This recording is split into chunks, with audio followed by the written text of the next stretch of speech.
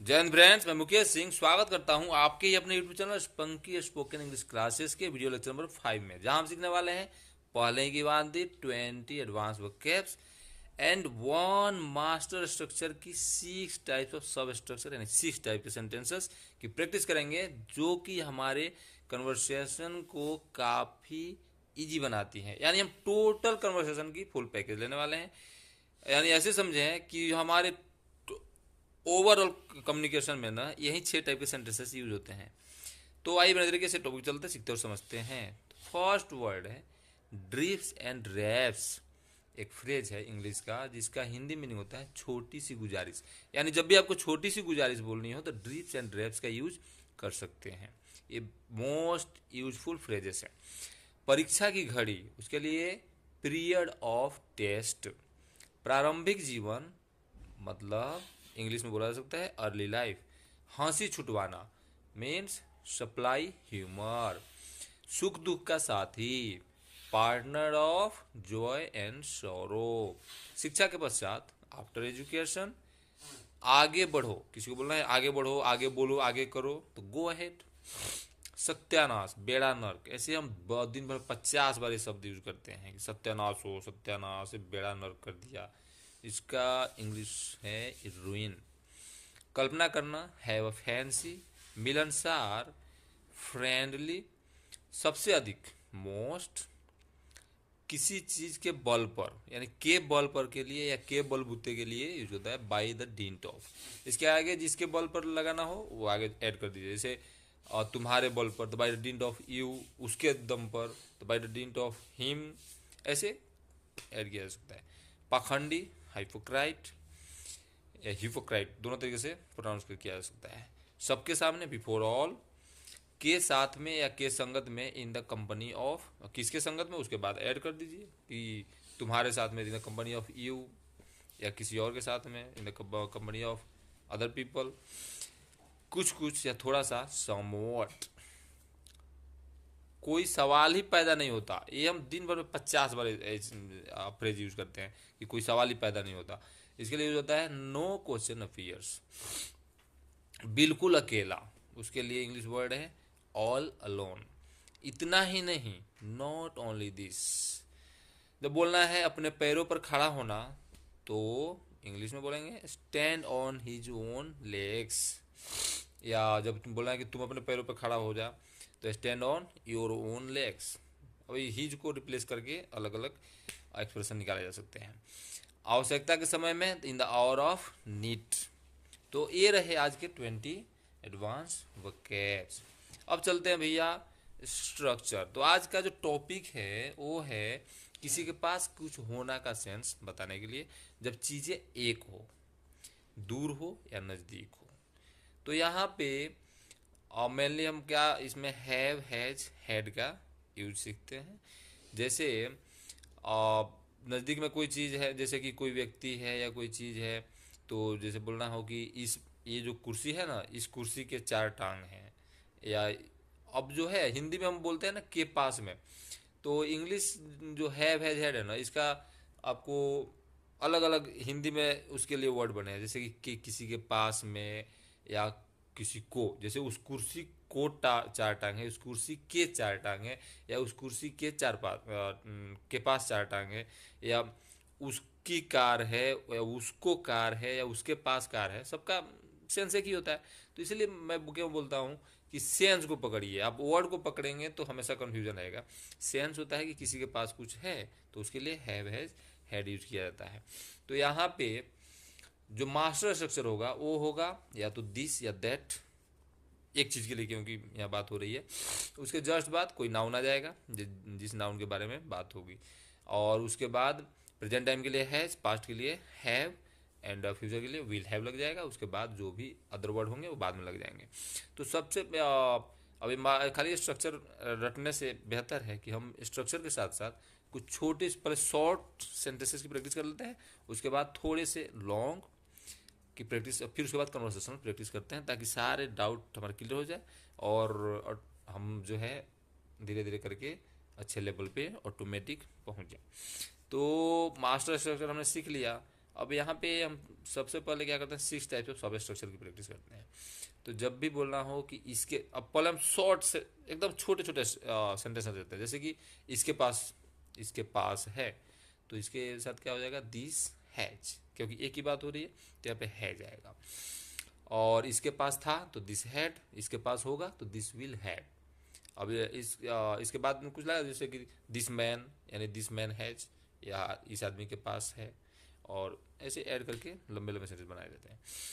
तो इसके निगेटिव की बात होगी तो इसके पास नहीं है तो दिस डजंट हैव। अब यहाँ पे क्या होगा, हैज का जो है निगेटिव में क्या हो जाएगा, डजंट, डज बन जाएगा, उसके साथ नॉट लग के जो कंट्रैक्ट फॉर्म क्या होगा इसका, डजंट, और फिर उसके साथ हैव लग जाएगा सबके साथ।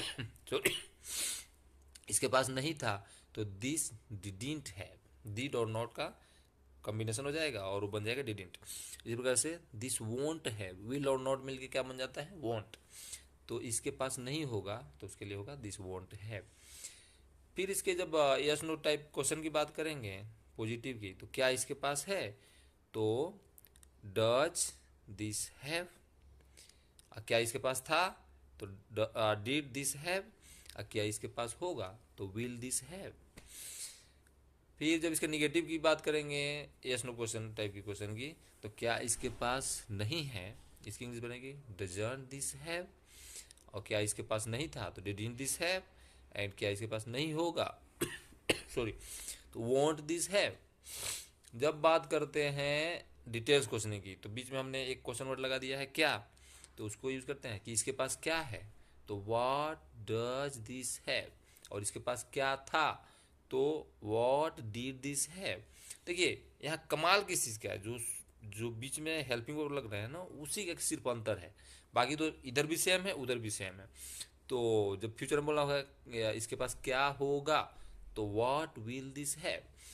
अब इसके निगेटिव की बात करते हैं, डिटेल्स निगेटिव। जैसे इसके पास क्या नहीं है तो व्हाट डजंट दिस हैव। और इसके पास क्या नहीं था, व्हाट डिडंट दिस हैव। इसके पास क्या नहीं होगा, व्हाट वोंट दिस हैव। तो ये रहे शॉर्ट सेंटेंसेस। अब थोड़े से लॉन्ग सेंटेंसेस लेते हैं और यहाँ पे थोड़ा एक्सप्रेशन चेंज करते हैं। अब देखिए, जैसे बोलना हो उस लड़के, जैसे दूर एक बच्चा खड़ा है, उसके तरफ हम इशारे करके बोल रहे हैं कि उस लड़के के पास 4 कार है, तो इसको क्या कैसे बनेगा, तो दैट बॉय, उस लड़के, तो दैट बॉय हैज, क्योंकि एक बंदा है और एक ही के लिए बात हो रही है, तो that boy has 4 cars, 4 car हैं, तो दैट बॉय हैज 4 कार्स। और उस लड़के के पास 4 कार थी, पास्ट की बात हो रही है, तो दैट बॉय हैड 4 कार्स। उस लड़के के पास 4 कार होंगी इन फ्यूचर, तो that boy will have 4 cars. फिर इसकी जब निगेटिव की बात होगी तो उस लड़के के पास, हम हिंदी में ऐसे बोलते हैं ना, उस लड़के के पास 4 कार नहीं है, तो इसकी इंग्लिश बनेगी that boy doesn't have 4 cars, does और नॉट कंबाइन हो गया। और उस लड़के के पास 4 कार नहीं थी तो that boy didn't have 4 cars. उस लड़के के पास 4 कार नहीं होगी तो that boy won't have 4 cars. अब इसके यस नो क्वेश्चन की जब बात होगी तो कैसे बोलते हैं हिंदी में, क्या उस लड़के के पास 4 कार हैं, तो इसकी इंग्लिश बनती है does that boy have 4 cars. क्या उस लड़के के पास 4 कार थी इन पास्ट, तो did that boy have 4 cars. और क्या उस लड़के के पास 4 कार होगी इन फ्यूचर, तो will that boy have 4 cars. इसके जब निगेटिव की बात होगी तो क्या उस लड़के के पास 4 कार नहीं है, तो doesn't that boy have 4 cars. क्या उस लड़के के पास 4 कार नहीं थी इन पास्ट, तो didn't that boy have 4 cars. और क्या उस लड़के के पास फ्यूचर में 4 कार नहीं होंगी, तो won't that boy have 4 cars. Details question की बात होगी कि उस लड़के के पास क्या है, तो what does that boy have. और उस लड़के के पास क्या थी इन पास्ट, तो what did that boy have. और उस लड़के के पास क्या होगी इन फ्यूचर, तो what will that boy have. और जब इसी की निगेटिव बनानी होगी तो उस लड़के के पास क्या नहीं है, तो what doesn't that boy have. उस लड़के के पास क्या नहीं था इन पास्ट, तो what didn't that boy have. And future, what उस लड़के के पास क्या नहीं होगा इन फ्यूचर, तो what won't that boy have. अब देखिए इसको कन्वर्सेशन में हम कैसे यूज करते हैं। तो जैसे दो व्यक्ति हैं, तो एक व्यक्ति पूछता है उस आदमी के कितने टांग हैं, यानी उस आदमी के पास कितने टांग है, उस आदमी को कितने टांग है, सबका सेंस सेम ही है। तो how many legs does that man have. दूसरा वाला बोलता है कि उस आदमी के दो टांग हैं, तो दैट मैन हैज 4 legs। फिर दूसरा पहला वाला पूछता है क्या उस आदमी के 4 टांग हैं, तो इसका होगा does that man have 4 legs। तो इसकी दो टाइप से हम रिप्लाई दे सकते हैं। ये तो शॉर्ट शॉर्ट रिप्लाई कि हाँ है तो यस दैट हैज, या बोल सकते हैं हाँ उसके पास है, तो थोड़ा सा लॉन्ग सेंटेंस जैसे हमने वहाँ यूज किया था, yes that that man have 4 legs, ऐसे बोला जा सकता है थोड़ा सा बढ़ा कर। क्या उस फिर दूसरा पहला वाला ये पूछता है क्या उस आदमी के 4 टांग नहीं हैं, तो doesn't that man have 4 legs। इसकी भी रिप्लाई शॉर्ट एंड लॉन्ग दिया सकते हैं, नो डजंट है ऐसे बोला जा सकता है, या फिर बोल सकता है know that man doesn't have 4 legs, ऐसे बोला जा सकता है। उस आदमी के फिर कितने टांग नहीं है, how many legs doesn't that man have, कितने नहीं है, तो ऐसे हम कन्वर्सेशन यूज करते हैं। तो मैं आशा करता हूँ कि इस वीडियो से आप सब बहुत कुछ सीखे होंगे और बहुत कुछ सीखेंगे भी। अब करना क्या है, अगर आप इस चैनल पर नए हैं तो सब्सक्राइब कर दें, ताकि सबसे पहले जब भी आगे वीडियो अपलोड हो तो सबसे पहले आपको नोटिफिकेशन जाए, आप फर्स्ट वॉचर बने। और वीडियो पसंद आई हो तो लाइक करना ना भूलें, लाइक कर दें और अपने सारे फ्रेंड सर्कल में इसको शेयर करें ताकि अधिक से अधिक लोग लाभ ले सकें। So thanks for watching.